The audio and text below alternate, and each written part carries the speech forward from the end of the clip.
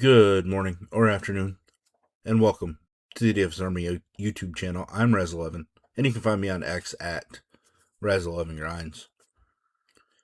Here to take a look at some pitching for today, the 11th of July. It is Saturday.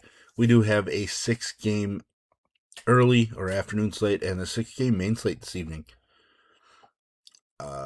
We do have some weather concerns in a number of places, from my understanding. So we're definitely going to want to pay attention to weather updates as the afternoon progresses. Pittsburgh, Washington, New York are three of them on the early slate, and then Baltimore, Cincinnati, and St. Louis on the main slate. So definitely something we need to keep an eye out on. But we're here to talk about pitching. This is a first look at the pitching options on the slate, and I will be looking at DraftKings as that is where a majority of my action is. If you play in FanDuel, cut my pool in half or so. Pricing isn't quite as tight. You don't have to be as creative. It allows you to get stacks you want with an upper tier-ish pitcher. So this early slate, it's kind of ugly.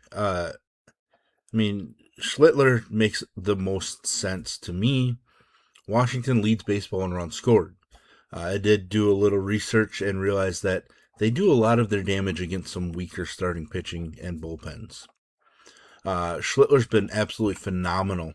Probably even better than phenomenal. Basically elite on the road this season. Over 27 DK points per game on the road. ERA of 104, whip of 075, average against of 166. Just a ton of strikeouts. Walk rate plummets, home runs allowed plummet on the road, etc. So I realize Washington's a dangerous offense, but I think Schlittler is very much in play as the guy with the highest ceiling on the slate. The other side of him in the Washington-New York game, not interested in Miles Mikolas or the opener scenario. Milwaukee and Pittsburgh, game one's going on right now.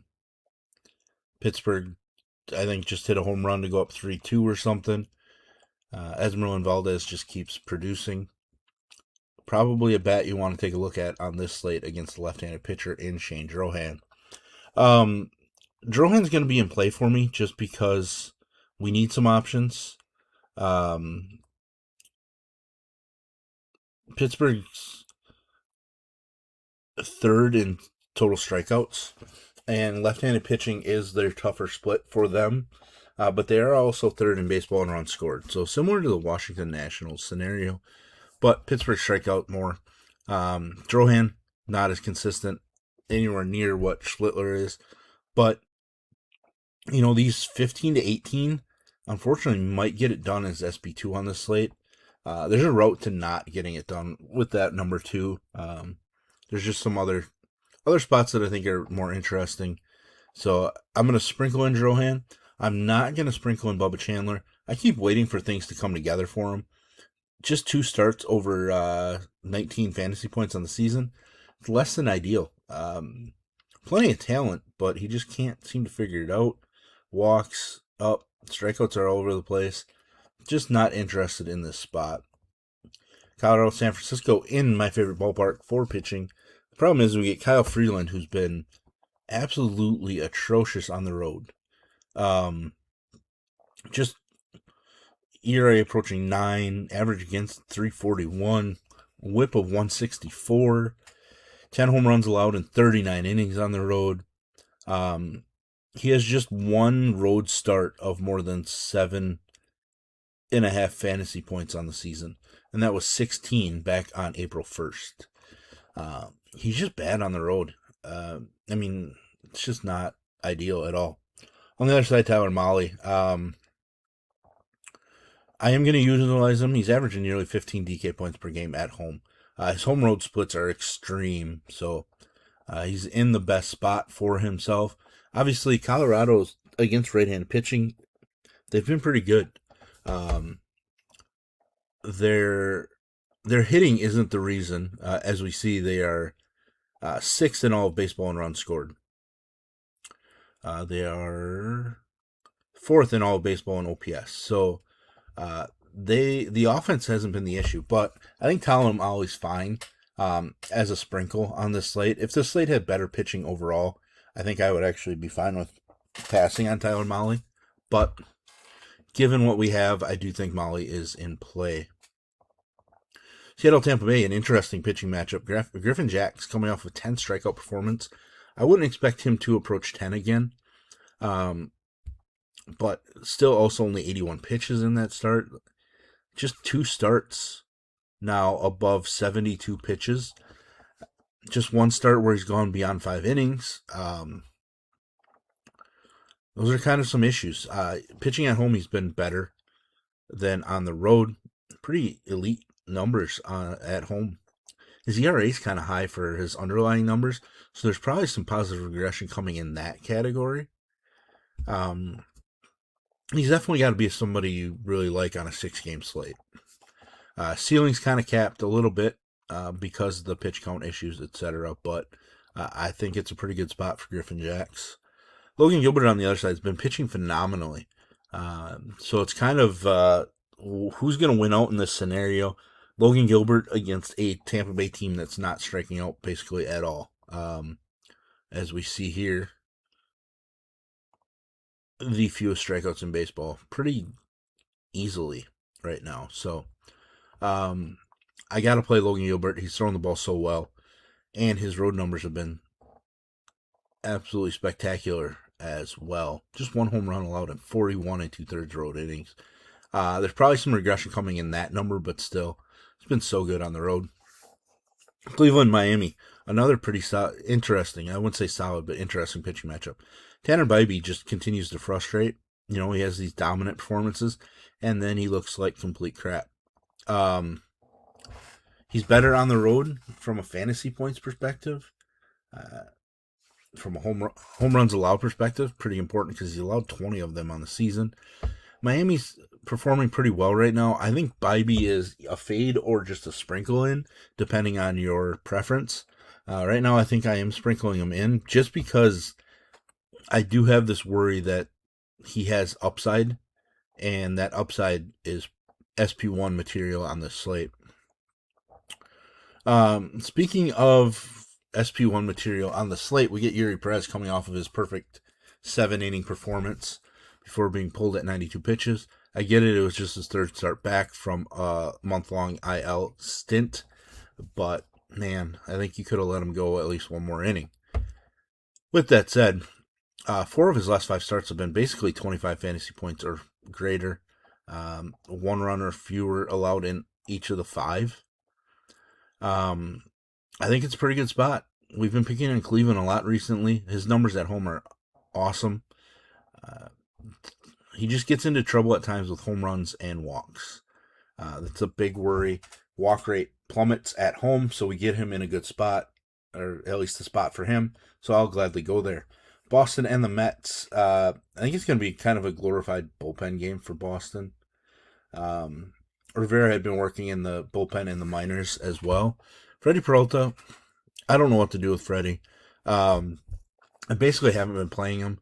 I would not blame you for just Xing him out immediately. He has just, 3 20-plus fantasy point performances. Tyler Mahle has the same amount of 20-plus fantasy point performances. So I think I'm going to sprinkle in Peralta, but right now I'm really trying to look at it and find a way to get away from him. On to the main slate this evening. Houston, Texas. We get Peter Lambert. I think I'm going to sprinkle in some Lambert. Obviously coming off of a pretty strong start against a tough Tampa Bay squad. He struggled a bit in his first meeting with the Rangers, but probably got a little bit unlucky in that one. Average against it just 143, 083 whip. Probably going to be a decent play. I don't think his numbers continue to be as awesome as they have been, so there should be some regression, but I think it's a decent spot to at least sprinkle him in. Kumar Rocker, I probably have no interest in Rocker. His home numbers have been worse than on the road. Astros did get to him in the first meeting. Now, obviously, he probably got a little bit unlucky with some walks, home run at a wrong time, but Rocker's just a guy that I don't trust at all. Kansas City, Baltimore. Weather is questionable, but for hitting, it's not as great either. So if the game does play, I think it's a good spot for pitching sneakily. Kyle Bradish, we know what kind of upside he has. We know the volatility that comes with getting to that upside. He's decent against Kansas City first time we faced him. A lot of base runners, a lot of hits, but kept the runs off the board, 7 strikeouts, pretty solid. His overall home numbers are pretty strong, except for his fantasy points per start, and it's because his K numbers are down at home. The rest of his stuff looks better at home than on the road, so I like Kyle Bradish a decent chunk on the slate. Noah Cameron on the other side coming in off of a 20 fantasy point performance. Had back-to-back near 30s a month ago, so we know the upside's there. I don't mind pitching against Baltimore, especially left-handed pitching in this ballpark. I think Cameron's interesting. He's better on the road so far this year, so things kind of line up where I don't mind sprinkling him in as long as we get an okay on the weather. Cincinnati, I don't have any interest in either pitcher. I think both offenses are in pretty solid spots for home run upside. Atlanta, St. Louis, I am going to sprinkle in some Reynaldo Lopez. He's looked pretty good. 1 earned allowed in the last 3. 0 earned in his first quote-unquote start. He's slowly getting stretched back to 80 pitches, so I think they might keep him in the 80 to 85 range yet, but still, he's been pretty good. It's not the best spot by any means, but I think Reynaldo Lopez is certainly worth it. Liberatore absolutely dominated Atlanta just 2 starts ago, so it's going to be tough. I think I'm going to lean on the fade. I think that's going to inflate his ownership just a little too much for my liking, for a guy that I just don't think has enough upside. Just allowing way too many base runners on the season. So I'm going to be willing to pass on Liberatore, even though I think his ownership is going to be increased just based on that 2 starts ago scenario. Toronto, San Diego. Wow. Trey Savage, obviously not showing the same elite ability that he did in the postseason last year, but 20-plus fantasy points in 3 of his last 4 starts. His best stretch of the season, he does have 30 upside. He showed it against the Yankees earlier, so it is there. He's been really good on the road, so that fits in, and this is a pitcher's ballpark, so I think Savage is somebody that I want to get overweight on. Walker Buehler on the other side. Given the slate of pitching, I'm debating sprinkling in some Walker Buehler just as a dart SP2. Problem is, I just don't know if he has enough upside in this matchup. Overall, Toronto has struggled enough offensively, but they don't strike out a whole lot. And Buehler doesn't really strike anybody out at home, even though his overall numbers at home are stronger. So he's just one of those, like, if the slate goes a bit sideways from a pitching standpoint, Walker Buehler has a chance to be SP2 at the end of it. Last game, Arizona and the Dodgers. Brandon Pfaadt made his return recently and has gone 10 1/3, allowing just 1 run. Pretty solid. The problem is like, I don't want to use him against the Dodgers. Dodgers bats have crushed him previously. I don't think that's going to continue. The other side, you get Yamamoto. I'm going to play Yamamoto, but realize the Arizona K upside really isn't there. They don't strike out a whole lot, which is kind of surprising because Corbin Carroll will definitely strike out. But, they're just running out lineups that don't really strike out as much as you'd like to see. He's pretty good against Arizona the first time he faced them. 22 fantasy points. I think that's probably 22 to 26 is probably the range we're going to get out of our SP1 on this slate. So I'm going to use Yamamoto. He's just been so good. He's a little worse at home, but still his strikeout numbers are stronger when pitching at home and all that. So definitely in play. But there we have it. There's our first look at all the pitching options on the 2 regular slates today. If you enjoy what I bring to you, please hit the like button, hit the subscribe button, turn on the notification bell, and get the alert anytime we drop videos here at DFS Army.